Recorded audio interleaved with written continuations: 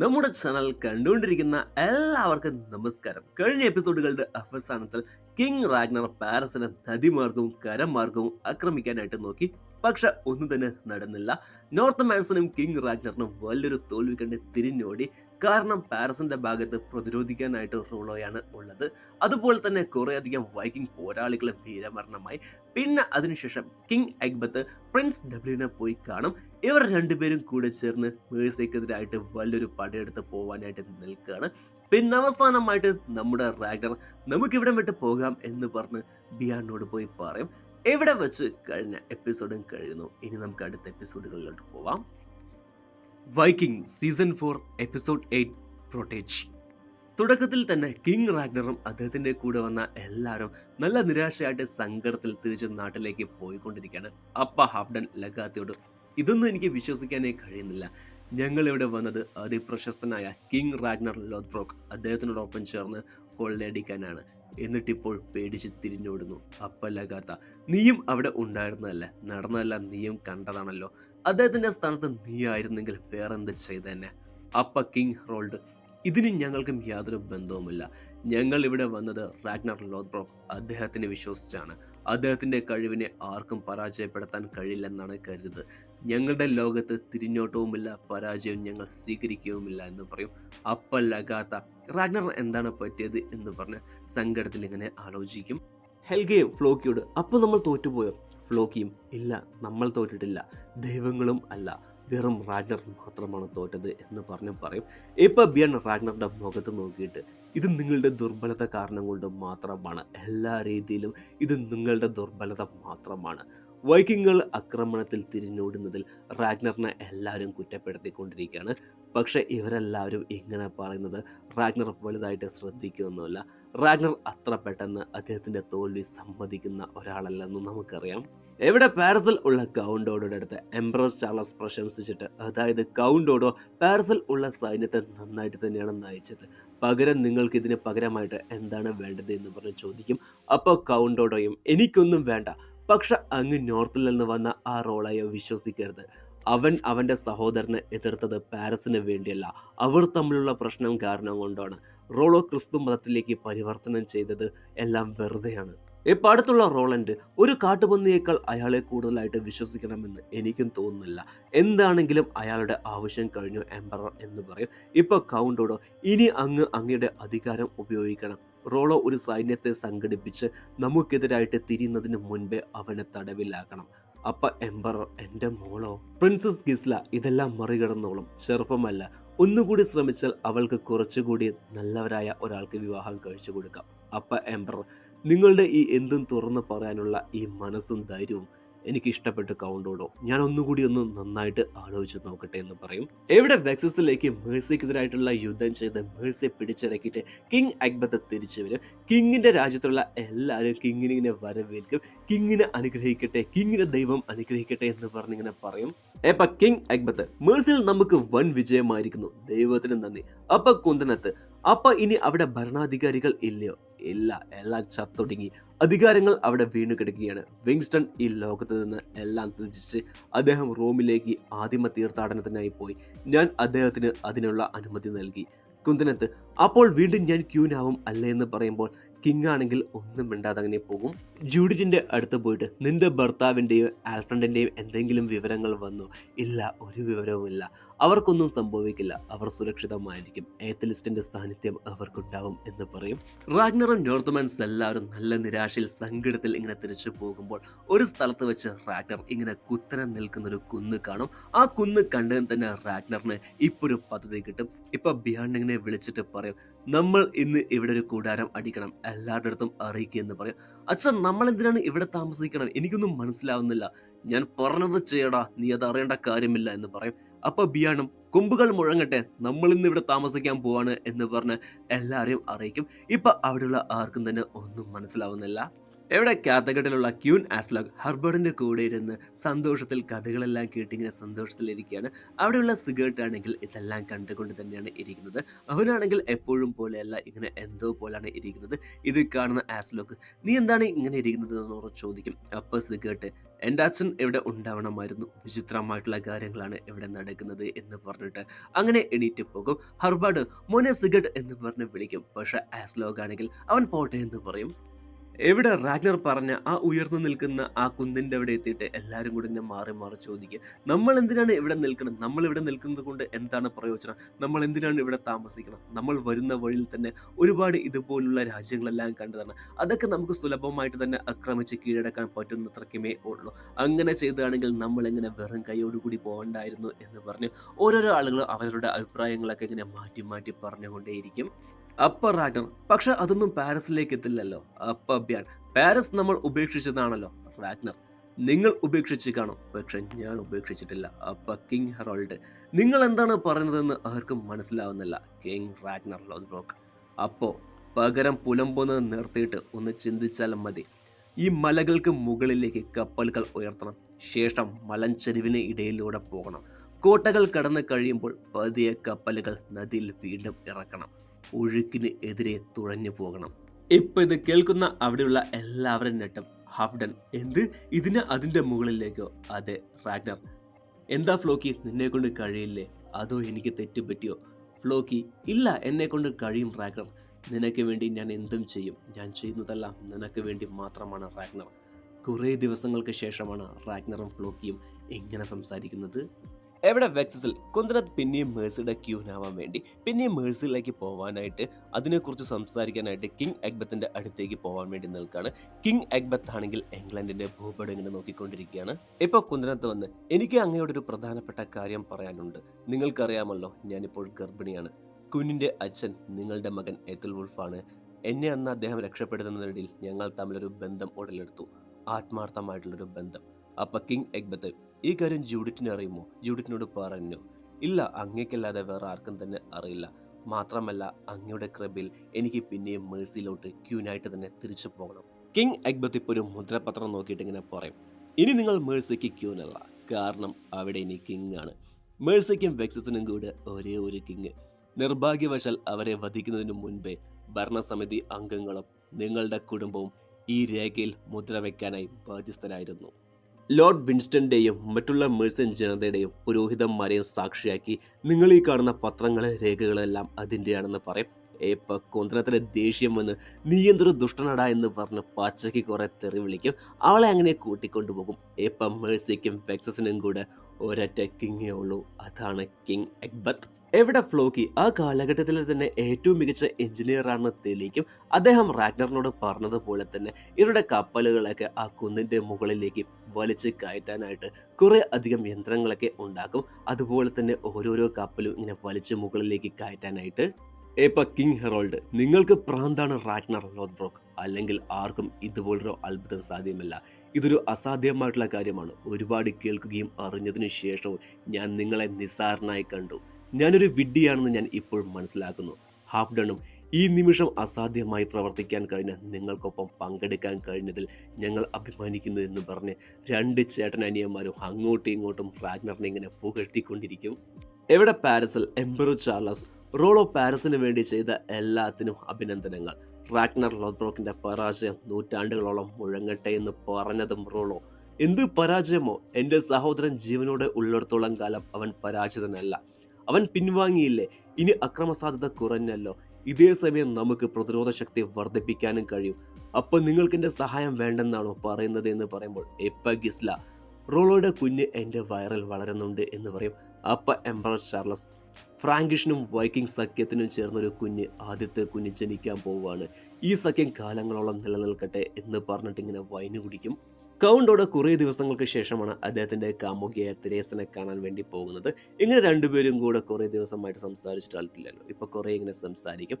കുറച്ചു നേരം സംസാരിച്ചതിന് ശേഷം ഇപ്പൊ തെരേസ പറയും, എൻ്റെ സ്ഥാനത്ത് ഇന്ന് നിങ്ങൾ ചാട്ടയടി വാങ്ങാനായിട്ട് നിൽക്കണം. എന്നെ പോലെ തന്നെ ഏത് ചാട്ട വേണമെന്ന് നിങ്ങൾക്ക് തീരുമാനിക്കാം. അടി എപ്പോൾ നിർത്തണമെന്ന് നിങ്ങൾക്ക് തീരുമാനിക്കാം. പക്ഷേ ഇത് ഞാൻ തീരുമാനിക്കുന്നതാണ് എനിക്കിഷ്ടം. അപ്പോൾ കൗണ്ടോടോയും നീ പറഞ്ഞത് ശരിയാണ്, ഞാൻ സമ്മതിക്കുന്നു എന്ന് പറയും. ഇവിടെ കാത്തഘട്ടിൽ ക്യൂൻ ഹാസ്ലോഗിനെ സിഗരറ്റ് അമ്മ വാ വാ എന്ന് പറഞ്ഞ് ഒരു വീടിൻ്റെ തൊഴുത്തിലേക്ക് ഇങ്ങനെ കൂട്ടിക്കൊണ്ടുപോകും. അവിടെ പോയി നോക്കിയതും ആസ്ലോഗിനാണെങ്കിൽ ഒരേ നെട്ടൽ. എന്താണെന്ന് വെച്ചാൽ ആ വീടിൻ്റെ ഉള്ളിൽ ഹർബാഡ് രണ്ട് സ്ത്രീകളായിട്ട് ഇങ്ങനെ റൊമാൻറ്റിക് ആയിട്ടിരിക്കുകയാണ്. ഇപ്പം തെരേസ കൗണ്ടോഡോനെ കെട്ടിയിടും. അവളുടെ കയ്യിലാണെങ്കിൽ ഇപ്പോൾ ഒരു ചാട്ടവാറുണ്ട്. ആ ചാട്ടവാർ കൊണ്ട് കൗണ്ടോഡോനെ അടിക്കും. പോരാ പോരാ ഇനിയും നന്നായിട്ട് ശക്തിയായിട്ട് അടിക്കുക എന്ന് പറയും. പിന്നെയും അടിക്കും. അടിച്ചത് ഇനിയും പോരാ നന്നായിട്ട് ശക്തിയായിട്ട് അടിക്കുക എന്ന് പറയും. ഈ ഒരടി അടിച്ചതും കൗണ്ടോഡോ ഇങ്ങനെ വേദനയിൽ ഇങ്ങനെ തുടിക്കും. നോക്കിയതും ഇപ്പം അടിച്ചത് തെരേസയല്ല, അത് റോളൻഡാണ്. എപ്പോൾ ഇങ്ങനെ നടക്കുമെന്ന് കൗണ്ടോഡോ ഒട്ടും പ്രതീക്ഷിച്ചിട്ടില്ല. കൗണ്ടോഡോ ഇങ്ങനെ വേദനയിൽ ഇങ്ങനെ കരയും. നീ എനിക്ക് മകന് തുല്യമാണ് എന്ന് പറഞ്ഞ് പറയും. ഇപ്പം കൗണ്ടോഡോയുടെ വായി കെട്ടിയിട്ടിട്ട് നല്ല അടി അടിക്കും റോളൻഡ്. ഇത് കാണുന്ന തെരേസയ്ക്കും ഇപ്പോൾ നല്ല സന്തോഷമാവും. എപ്പ കുന്തനത്ത് ജൂഡിറ്റിനെ കാണാൻ വേണ്ടി പോയിട്ട് നിന്റെ ഭർത്താവിൻ്റെ കുഞ്ഞ് എൻ്റെ വയറ്റിൽ വളരുന്നുണ്ട്. അപ്പോൾ ജൂഡിറ്റ്, അതെനിക്കറിയാം, ഞാൻ നിങ്ങൾ രണ്ടുപേരെയും ക്ഷമിച്ചിരിക്കുന്നു. അപ്പോൾ കുന്തനത്ത്, ജൂഡിറ്റ് എനിക്ക് നിന്റെ സഹായം വേണം, ഞാൻ ചതിക്കപ്പെട്ടിരിക്കുന്നു. എന്നെ കരുവാക്കി എഗ്ബത്ത് മേഴ്സിയ രാജ്യത്തിൻ്റെ കിങ്ങായി. മാഗ്നസിനെയും കൂട്ടി എത്രയും വേഗം എനിക്ക് ഇവിടെ നിന്ന് പോകണം. കിങ് എഗ്ബത്തിൻ്റെ രാജ്യമല്ലാത്ത വേറെ എവിടെയെങ്കിലും എനിക്ക് പോകണം. എന്നെ നീ സഹായിക്കണം എന്ന് പറഞ്ഞ് പറയും. അപ്പോൾ ജൂഡിറ്റും ഞാൻ നിന്നെ സഹായിക്കാം എന്ന് പറഞ്ഞ് തലയാട്ടും. ഇപ്പം ഹർബാഡ് അവൻ്റെ എല്ലാ പണിയും കഴിഞ്ഞ് റാഗ്നറുടെ ഹാളിലേക്ക് ഇങ്ങനെ വരും. അവിടെയാണെങ്കിൽ ക്യൂൻ ആസ്ലോഗ് ചുറ്റുള്ള സാധനങ്ങളൊക്കെ നല്ല ദേഷ്യത്തിൽ എറിഞ്ഞ് പൊട്ടിച്ചുകൊണ്ടിരിക്കുകയാണ്. അവളിപ്പോൾ നല്ല ദേഷ്യത്തിലാണ്. എന്താണെന്ന് വെച്ചാൽ ഹർബാഡിൻ്റെ മേലെ അത്ര വിശ്വാസവും സ്നേഹവും ഉണ്ടായിരുന്നു. ഇപ്പം ഹർബാഡ് വന്ന് നിർത്ത് വേണ്ട, നീ എന്താണ് ഈ ചെയ്തത്, നിനക്കെന്താണ് ഇത്രയും ദേഷ്യം? അപ്പം ആസ്ലോഗ്, നിങ്ങൾക്കറിയില്ലേ ഞാൻ എന്താണ് ചെയ്യുന്നതെന്ന്?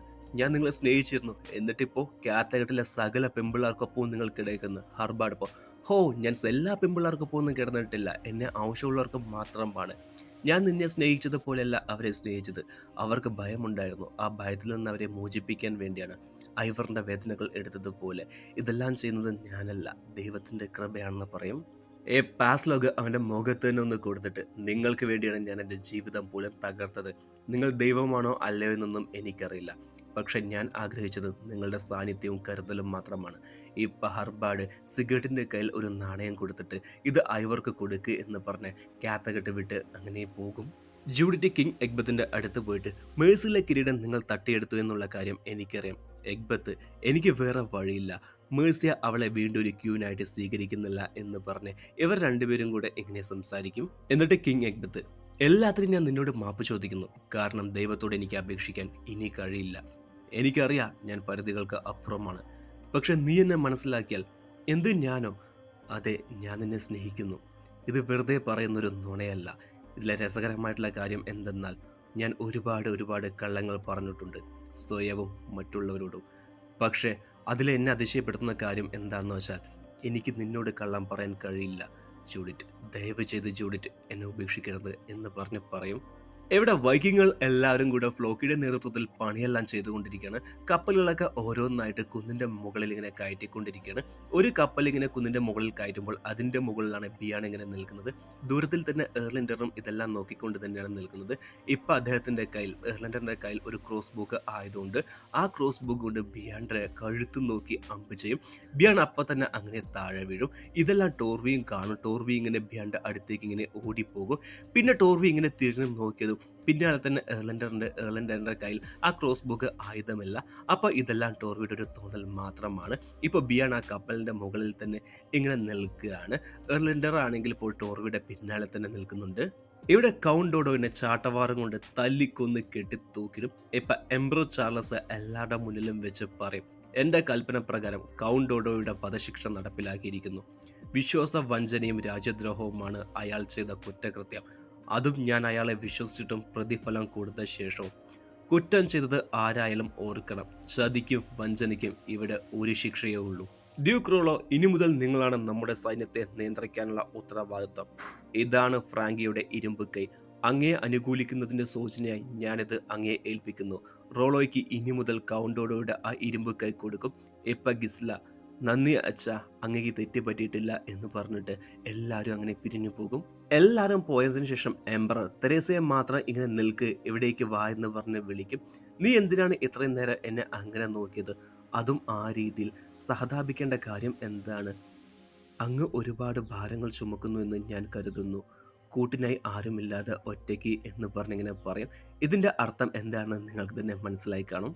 എവിടെ ലഗാത്ത കിങ് ഹെറോൾഡിനോട് എന്താണ് ഇപ്പൊ വിശ്വാസമായോ കിങ് ഹെറോൾഡ്? തീർച്ചയായും ഞങ്ങൾക്ക് വിശ്വാസമായി. ഇനി ഒരിക്കലും ഒരിക്കലും ഒരു സംശയവുമില്ല. ഹാഫ്ഡണും ഞങ്ങൾ ഏത് നരകത്തിൽ പോവുകയാണെങ്കിലും നിങ്ങളുടെ റാഗ്നറോടൊപ്പമാണെങ്കിൽ ഞങ്ങൾ തീർച്ചയായിട്ടും പോകും. ഈ ചേട്ടനനിയന്മാർക്ക് അത്രയും വിശ്വാസമായി നമ്മുടെ കിങ് റാഗ്നറുടെ മേലെ.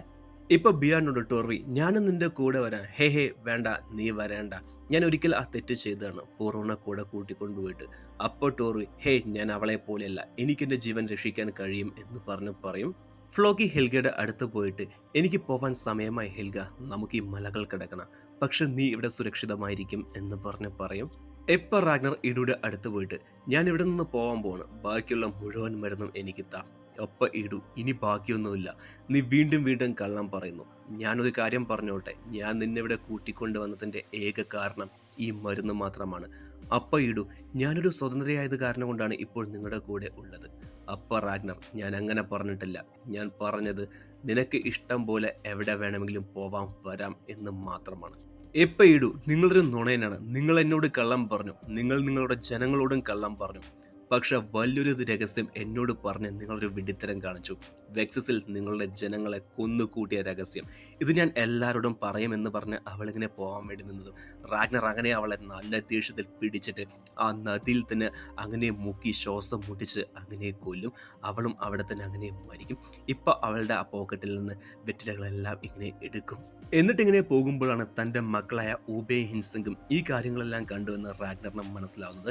റാഗ്നർ അങ്ങനെ അവരുടെ അടുത്ത് പോയിട്ട് ഇങ്ങനൊരു സംഭവം നടക്കാത്ത പോലെ ഇങ്ങനെ അവരെ സമാധാനപ്പെടുത്തിയിട്ട് അങ്ങനെ അയച്ചുവിടും. എന്നിട്ട് റാഗ്നർ ഒറ്റയ്ക്ക് ഇടിയുടെ മൃതശരീരം അങ്ങനെ ആ നദിയിൽ അങ്ങനെ ആരും കാണാതെ അങ്ങനെ ഒഴുക്കിവിടും. വെക്സസിൽ നടന്ന ഈ കാര്യങ്ങൾ മാത്രം വൈക്കിംഗ് ജനങ്ങൾ ആരെങ്കിലുമൊക്കെ അറിഞ്ഞു കഴിഞ്ഞാൽ അത് റാഗ്നറിന് വലിയൊരു പ്രശ്നമാണ്. അത് കാരണം കൊണ്ടാണ് ഇങ്ങനെ ചെയ്തത്. എവിടെ കോന്ത്രാത്ത് അവളുടെ മകൻ മാഗ്നസിനെയും കൂട്ടിയിട്ട് വെക്സസിൽ നിന്ന് രക്ഷപ്പെട്ടു പോവാനായിട്ട് നിൽക്കും. പക്ഷെ ഇതെല്ലാം അവിടെയുള്ള വെർഫത്ത് കാണും. അപ്പം തന്നെ വെക്സസിന്റെ സൈനികർ കോന്ത്രാത്തിനെയും മാഗ്നസിനെയും പിടിക്കും. എന്നിട്ട് കിങ് എഗ്ബത്തിന്റെ മുന്നിൽ കൊണ്ടുപോയി നിർത്തും. ഇപ്പൊ കിങ് എഗ്ബത്ത് നിങ്ങൾക്ക് ഇവിടെ നിന്ന് എങ്ങോട്ടും പോവാൻ കഴിയില്ല, പ്രത്യേകിച്ച് മാഗ്നസ് റാഗ്നർ ലോത്ബ്രോക്കിന്റെ മകനാണ്. റാഗ്നർ ലോത്ബ്രോക്ക് തിരിച്ചു വരുമ്പോൾ എൻ്റെ സംരക്ഷണയിൽ വളരുന്ന അയാളുടെ മകനെ എനിക്ക് കാണിക്കണം. മാത്രമല്ല എൻ്റെ മകൻ്റെ കുഞ്ഞ് നിങ്ങളുടെ വയറിൽ വളരുന്നുണ്ട്, അവൻ്റെ ഭാവിയെപ്പറ്റിയും ഞാൻ ചിന്തിക്കേണ്ടതായിട്ടുണ്ട്. നിങ്ങൾക്ക് ഇവിടെ നിന്ന് എവിടേക്കും പോകാൻ പറ്റില്ല, കോട്ടയ്ക്ക് ചുറ്റും സൈനികർ ഉണ്ട് എന്ന് പറയും. ഇവിടെ വൈക്കിങ്ങൾ കുറെ അധികം മരങ്ങളൊക്കെ മുറിക്കും. എന്തിനാണെന്ന് വെച്ചാൽ ഈ കപ്പലുകളൊക്കെ ഈ മരത്തിന്റെ തടി ഉപയോഗിച്ച് വേണം ഇങ്ങനെ നീക്കി ഇങ്ങനെ അപ്പുറത്തേക്ക് ഇങ്ങനെ കൊണ്ടുപോകാൻ. ഇവിടെ നല്ല വേഗതയിൽ തന്നെയാണ് ഫ്ലോക്കിയുടെ നേതൃത്വത്തിൽ ഈ യാന്ത്രിക പണികളൊക്കെ നടക്കുന്നത്. അതേ ദിവസം രാത്രിയിൽ തന്നെ കൊന്തനത്തെ മാഗ്നസിനെ ഉറക്കിയിട്ട് ഇങ്ങനെ കിങ് എഗ്ബത്തിന്റെ മുറിയിലേക്ക് ഇങ്ങനെ പോകാൻ വേണ്ടി നിൽക്കും. ഇപ്പൊ പെട്ടെന്ന് വെർഫത്ത് വന്ന് നിങ്ങൾക്ക് ഇവിടേക്കുള്ള പ്രവേശനം വിലക്കിയിരിക്കുന്നു എന്ന് പറഞ്ഞതും കുന്തനത്ത് അങ്ങനെ തിരിഞ്ഞതും കുന്തനത്തിന്റെ കയ്യിലാണെങ്കിൽ നല്ല കൂർത്ത് നിൽക്കുന്ന ഒരു കമ്പിയുണ്ട്. ആ കമ്പി എടുത്ത് വെർഫത്തിന്റെ കഴുത്തിൽ തന്നെ കുത്തി കൊല്ലും. കിങ് എഗ്ബത്ത് ഇങ്ങനെ സമാധാനത്തിൽ കിടന്നുറങ്ങുമ്പോൾ ഇപ്പൊ പെട്ടെന്ന് കുന്തനത്ത് വന്ന് എഗ്ബത്തിന്റെ കഴുത്തിൽ കത്തി വെച്ചിട്ട് പറയും, ശക്തനായ കിങ് എഗ്ബത്തിന്റെ മുന്നിൽ മരണം എങ്ങനെ വരുമെന്ന് തോന്നുന്നുണ്ടോ? നിങ്ങൾക്കറിയാം ഞാൻ നിങ്ങളെ കൊല്ലുമെന്ന്. എൻ്റെ വയറ്റിലെ ഈ കുഞ്ഞായിരിക്കും ഭാവിയിലെ വെക്സസിന്റെ ഭരണാധികാരി. അപ്പൊ കിങ് എഗ്ബത്ത് ശരി നീ എന്നെ കൊന്നോ, പക്ഷെ നീ എന്നെ കൊന്നാൽ ഒരു ചോദ്യം പോലും ചോദിക്കാതെ നിന്നെ എൻ്റെ സൈന്യവും കൊല്ലും. ഇപ്പൊ കുന്തനത്ത് ഇങ്ങനെ ചിരിച്ചിട്ടും കരഞ്ഞിട്ടും പറയും, നീ ഒന്ന് ആലോചിച്ച് നോക്ക്, ഞാനൊരാണായി ജനിക്കേണ്ടതായിരുന്നു എന്ന് പറഞ്ഞതും ഇപ്പൊ ആരോ കുന്തനത്തിന് പിന്നിൽ നിന്ന് അങ്ങനെ കത്തിയും കൊണ്ട് കുത്തും. തിരിഞ്ഞു നോക്കിയതും അത് വേറെ ആരുമല്ല, ജൂഡിറ്റ് ആണ്. ജൂഡിറ്റ് കുന്തനത്തിനെ സംരക്ഷിക്കാം എന്ന് പറഞ്ഞതാണ്. പക്ഷെ അവസാനം കുന്തനത്തിന്റെ പിന്നിൽ നിന്ന് കുത്തി ഒരു വലിയ വിശ്വാസവഞ്ചനം ചെയ്തു. ഇപ്പൊ കുന്തനത്ത് അങ്ങനെ മരിക്കും. അങ്ങനെ മരിച്ച് വീഴുമ്പോൾ പോലും കുന്തനത്ത് ജൂഡിറ്റ് നീ എന്നെ 2 വട്ടം കൊന്നു എന്ന് പറഞ്ഞ് അങ്ങനെ മരിച്ച് വീഴും കുന്തനത്ത്. ഇവിടെ വെച്ച് ഈ എപ്പിസോഡും കഴിയുന്നു. ഇനി അടുത്ത എപ്പിസോഡുകളിൽ എന്തൊക്കെയാണ് നടക്കാൻ പോകുന്നത് എന്നുള്ളതൊക്കെ നമുക്ക് നോക്കാം. അടുത്ത എപ്പിസോഡുകളിൽ ചിലപ്പോൾ റോമിലേക്ക് യാത്ര ചെയ്യാനായിട്ട് എത്തൽ വുൾഫ് പോയിട്ടുണ്ടല്ലോ, എത്തൽ വുൾഫും ചിലപ്പോൾ ഡബ്ല്യു എന്ന് പറയുന്ന ആളെ പോയി കാണുമോ, ഇനി അവർ രണ്ടുപേരും കൂടെ ചെയ്ത് ഇനി വേറെ എന്തെങ്കിലും പുതിയ പദ്ധതികൾ എന്തെങ്കിലുമൊക്കെ ഇടുമോ? ഈ കാര്യങ്ങളെല്ലാം മേഴ്സി ഇപ്പോൾ ഒറ്റയ്ക്ക് കിങ് എഗ്ബത്ത് പിടിച്ചടക്കിയ കാര്യം കിങ് എലെ അറിഞ്ഞ് ഇനി അടുത്തത് എന്തെങ്കിലും ചെയ്യുമോ? റാഗ്നർ ആണെങ്കിൽ പാരീസിലേക്ക് പോകാനായിട്ട് പുതിയ വഴികളൊക്കെ കണ്ടുപിടിച്ചിട്ടുണ്ട്. ഇനി പാരീസിൽ പോയിട്ട് ഇനി അടുത്ത് എന്താണ് ചെയ്യാൻ പോകുന്നത് എന്നുള്ളതൊക്കെ നമുക്ക് ഇനി വരുന്ന എപ്പിസോഡുകളിൽ ഭയങ്കര ത്രില്ലിംഗ് ആയിട്ട് കാണാം.